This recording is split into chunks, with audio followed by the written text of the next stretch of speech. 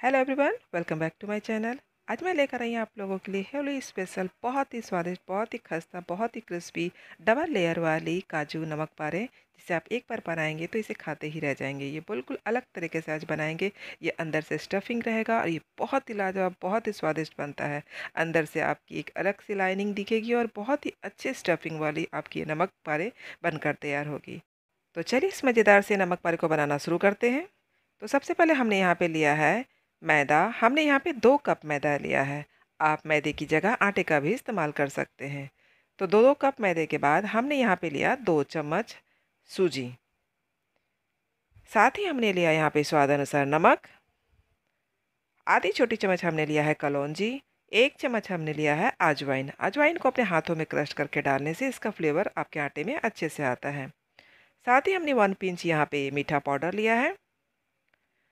4 बड़े चम्मच refined oil. हमने इसे हल्का गुनगुना करके लिया है। गुनगुना करके तेल देने से क्या होता है, काफ़ी खस्ता और काफ़ी क्रिस्पी हमारे ये काजू नमकीन बनकर तैयार होगा। तो सबसे पहले इसे अच्छे से अपने हाथों से मसलते हुए मिक्स कर लेते हैं। तो देखिए मुट्ठी बन गया, इसका मतलब हमारा मोयम बहुत ही अच्छी तरह से हुआ है। अब इसमें थोड़ा थोड़ा पानी डालकर इसका एक सख्त डो तैयार कर लेते हैं। इसमें ज़्यादा पानी बिल्कुल नहीं लगता है क्योंकि ऑयल से ही आधा सन चुका है। तो हम यहाँ फिर से थोड़ा थोड़ा करके 2 बार पानी डाला, इतने में ही हमारा ये डो बनकर तैयार हो जाएगा। तो अच्छे से इसे हाथों से मसलते हुए टाइट कर लेते हैं। इसे आटे की तरह नरम बिल्कुल नहीं करना है। तो डो हमारा तैयार हो गया है।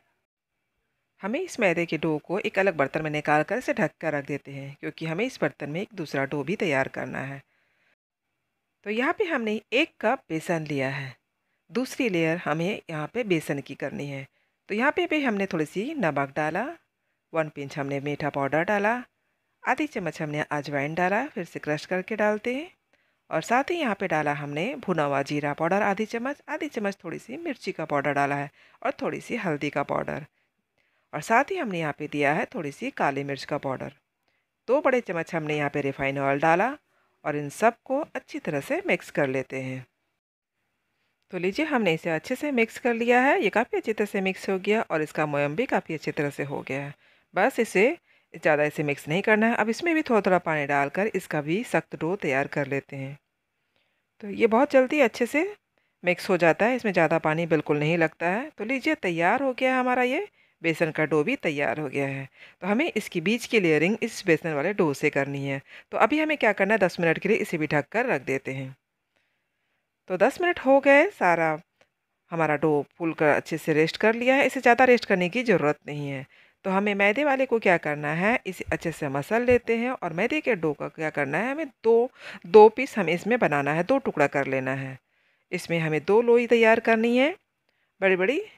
जो भी जितना भी आटा है हमने 2 लोई बनाकर तैयार कर लिया है। तो लीजिए हमने दोनों लोई को बनाकर तैयार कर लिया। लोई हमारा तैयार हो गया है।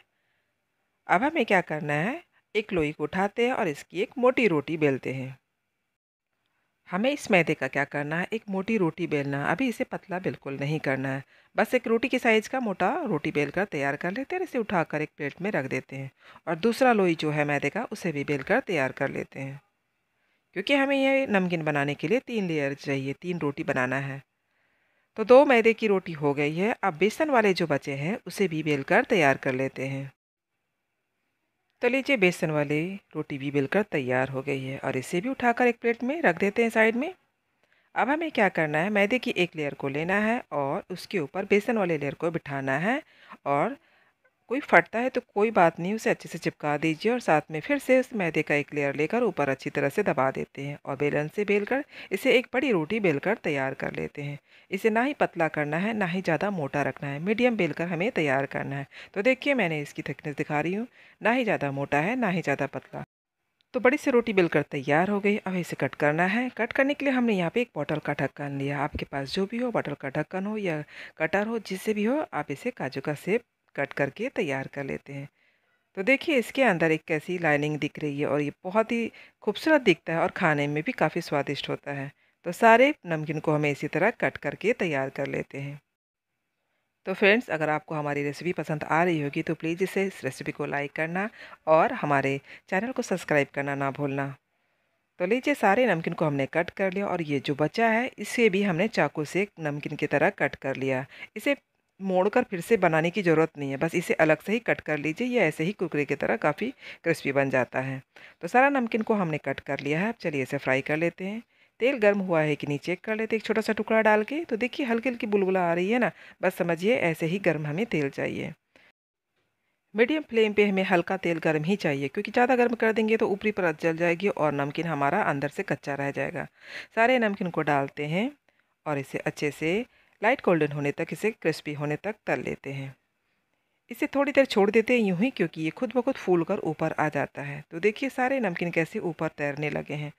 तो अब जब ये ऊपर तैरने लगते हैं तब इसे अच्छे से कलछी या छन्नी से उसे पलट कर क्रिस्पी होने तक तल लेते हैं। ये बहुत ही क्रिस्पी, बहुत ही खस्ता होता है और खाने में बहुत ही स्वादिष्ट होता है। आप इसे बनाकर महीने स्टोर कर सकते हैं। आप दिवाली में इसे बनाएँ, होली में बनाएँ, किसी भी फेस्टिवल में बनाएँ, नमकीन तो हर किसी को पसंद आती है। तो देखिए कितना अच्छा कलर आया है, बस इससे ज़्यादा इसे डार्क नहीं करना है। अब सारे नमकीन को हमें निकाल लेना है, क्योंकि ठंडा होने के बाद इसका कलर थोड़ा खुद ब खुद डार्क हो जाता है, इसलिए इसे ज़्यादा डार्क बिल्कुल ना करें।